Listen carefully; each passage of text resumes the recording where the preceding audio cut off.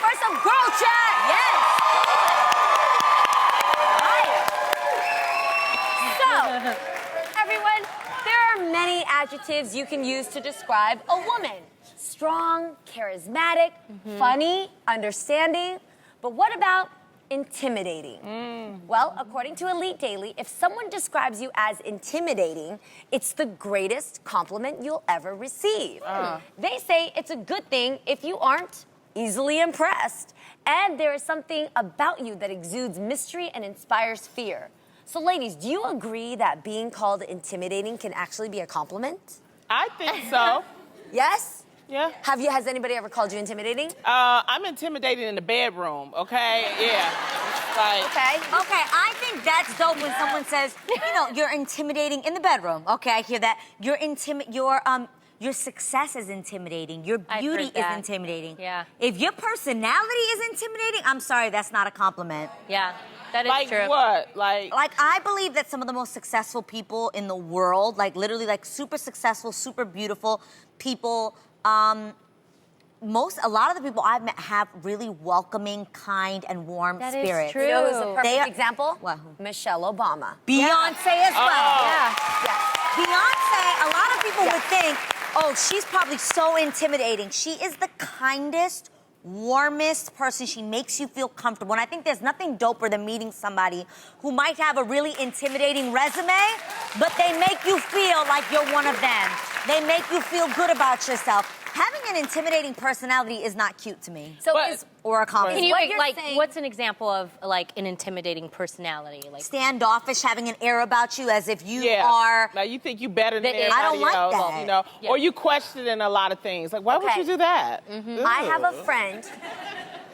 Her name is Catherine Hoke. She runs an organization called Defy Ventures, and her organization adds a different spin on past felons. So she works in the prison system. Every single day, she's in the biggest penitentiaries across America. And all she does is encourages felons, shows them that there's new life, shows them how to, look outside just beyond bars and to think of a new future. Right. That. Being a woman, she's got to have a certain demeanor that carries a no-nonsense business attitude that Right. teaches men to not mess with her and to show that she's here to help you. And just because she's an attractive woman, she's not trying to be looked at like that. Yes, she knows she's got it going on, but she's trying to look at what's going on for you. I like when there's a positive spin to the way people are going to categorize you. For example, when someone says you're bossy, no, you're not bossy, you are a leader.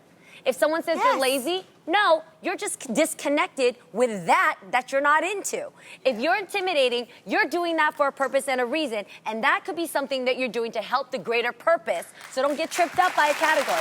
That's what I'm saying. It's always a double a very cool standard. way of saying it. It's a double standard, though, It is. because when men are intimidating, they say that that's powerful. But when women are intimidating, they're a bitch. Yeah. You know what I'm Yeah. saying? That's Right. you know. Yeah. Yes. And it's Well, I've been told I was intimidating. What? Yes, honestly, What? you guys. Your no. resume, your success, your I career? think, in college, if I'm honest, Okay. I couldn't wait to go to college because I spent most of my life on a set. I did Sister Sister for about 6 years. I started when I was 14, and I ended, when I was 20. So while I was in college, I was shooting Sister Sister. All I wanted was for somebody to sit next to me in class. Yeah. My sister and I had this running joke. We would sit together, but there was always an empty seat next to us. Wow. And we didn't understand, why, because when you meet my sister and I mean, we always have this big smile on our faces. But I guess looking back in hindsight, maybe people thought because we were on TV or whatever, we didn't want to. I wouldn't have sat by you. I know. Why? Oh, Sweet. Why? Tamaра's sitting here like she's acting like a normal girl. We grew I up know. with Tamara like sister. Exactly. No, but why don't? I'm not gonna sit next Well, to then, you. but explain to me why. Okay. Because Okay, you guys, go. seriously, Adrian, that go. traumatized me Adrian's for a got it. while because I was like, what's wrong with me? The reason why I wouldn't do it is because I would think that I didn't want to make you feel uncomfortable. Right. Thinking that I'm just sitting next to you because I'm you a fan. sister. Like on some groupie level, like on some groupie tip, I don't want to look like. And I would have just been sitting next to you because you was sister. Yeah, and I don't want you to think that I'm that Asian girl sitting next to you just because I want to borrow your money because I knew you were sister. Okay, When I but what first if I had met like you- a big smile on my face No. and I was I like, would give you "Hi." the space I thought you deserved because I would think that you wanted like privacy. when we started doing this show, I was intimidated by you because I grew up with you, so I was Okay. like, oh, I wonder if she gonna think I'm crazy, I'm really silly, because She you does. had that look on your face sometimes. You were like, boy. And so it took a while. So it's like it's not a bad thing. I think it's more of a respect thing when it comes to you. Okay. Because people respect you guys so They don't much. fear You're you. clean cut, you're not, slutty and all that kind of stuff. You know what I mean? It's like you're gonna be on your best behavior when they meet you. And that's nothing is wrong with that. Just take it and just deal with it. That's it. That's it. It makes people hold themselves to a higher standard. Exactly. True, but then you guys also have to realize that, I mean, I'm just a normal human being, Yeah. just like everyone I mean, else. in the end, And I but just wanted still. somebody to sit next to me, darn it. Well, you had your sister for that. There so. we go. I did. So I did. we That won't is call you intimidating here, but speaking Thank of adjectives, you guys, here's one to describe this movie theater chain, family friendly.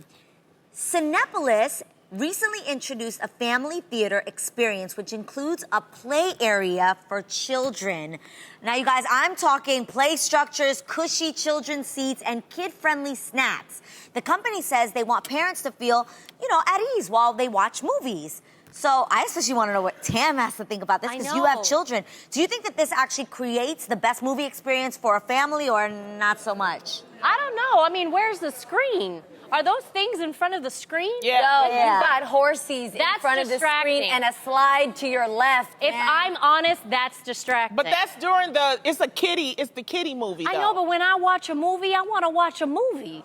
But not for you, it's for the kids. Yeah, but I also want to teach, like my nieces, that when you Okay. go to a movie theater, this is what you do. You sit down. and you watch. You don't play. Run on jungle gyms, running around. Like I think there's a time and a place for everything. And I think when you teach children from a young age, this is what a movie theater is. We're Absolutely. gonna sit down. We just took Jet to see Beauty and the Beast. Oh, Yes. it's so good. And It's she's so 5 good. years old. And she actually sat and watched it and enjoyed it. And she understood that it's a quiet place. You don't want to distract other people. You want to be respectful. This is confusing. That's what I'm saying. I mean, honestly, for me, if I wouldn't be able to truly watch the movie.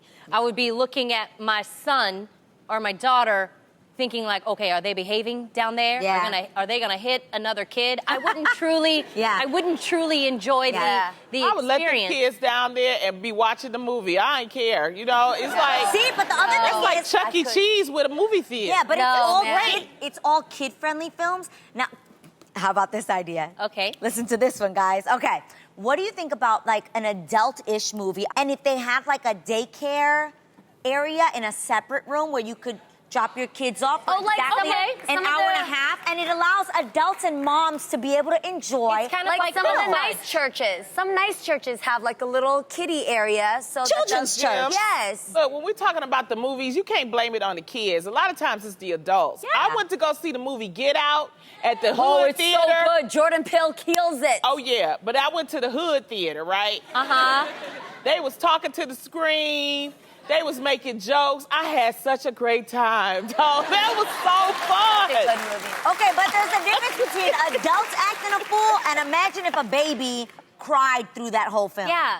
That's Well, what I'm saying. I mean, they take it out and stuff like that. You just get used to it. In the hood, No, we do it all I the just time. We don't accept need it. no babysitters. We just like everybody, the baby gonna cry, you know that. You gonna have this man over here that's talking. I've accepted. In the hood theaters, that's what we do. We family in the hood theater. We have a good time. We still watching the movie. It's fine. I'm telling you, that would be such a hit if you could watch Get Out as an adult, as like a mom, get your hour and a half to watch your film, leave your kids in the Because I daycare don't room. go to I have 2 children under 5, and I really don't go to the movie theater a lot. You should because I think- can't take my children with me. So what I do is I just wait until it's on like iTunes. Well, that's what Like on iTunes Apple is for TV. y'all like that. But just take them to the hood. You go to the hood theater. Y'all can have a good time. I'll go with you. I know you might be a little intimidated. I'll go with you. Intimidated. Shut up, Lonnie. Okay. Well, if you have kids, going to the movie takes some planning. Mm-hmm. But, ladies, are women better planners than men?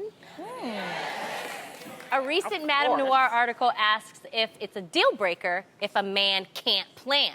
For example, one person said a guy once told her to meet him at a laser tag place, but when they got there, he didn't have a reservation, so they had to go back home. Oh, so mad. Right?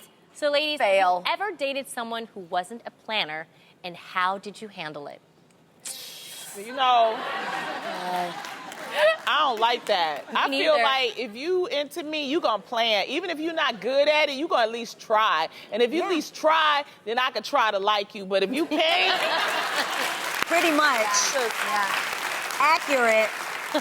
Yes. Yeah. I like, okay, so I'm gonna be real. I do think women are better at planning just because we think ahead. We Now, this do. can get us into trouble in relationships. We think too far ahead of what's really going on. But in planning, it's amazing. That's why we make good planners. However, I don't think men can't be taught that. Freddie, when I first married him, like, he wouldn't plan. He's just like, we'll just go there. And when we get there, there's a long line, or there's no table, or the food's out, or whatever might happen. And I'm like, babe, we gotta plan it. So now we got to a place where he not only plans, but I love a man who gives you options. He says, you want chicken wings over here, or you wanna have steak and fries over here? And I'm like, anywhere.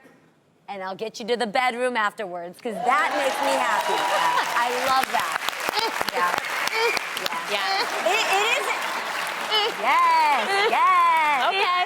It really isn't so much a question of are women better planners than men. You just have to find the right man. Yes. And honestly, worse than not being a great planner is someone who won't commit to any plans. Oh, you mean Wow. like cancels? No, no, no. What? I dated a man who would not commit to any plans with me. Have you guys ever seen Along Came Polly, the movie with Jennifer Aniston and Ben Stiller? Where he calls to make plans with her, and she's like, I think I'm available. I'm absolutely gonna be there, but I'm not sure if I'll be able to make no. it. That's Like, that's annoying. literally how she lives her life.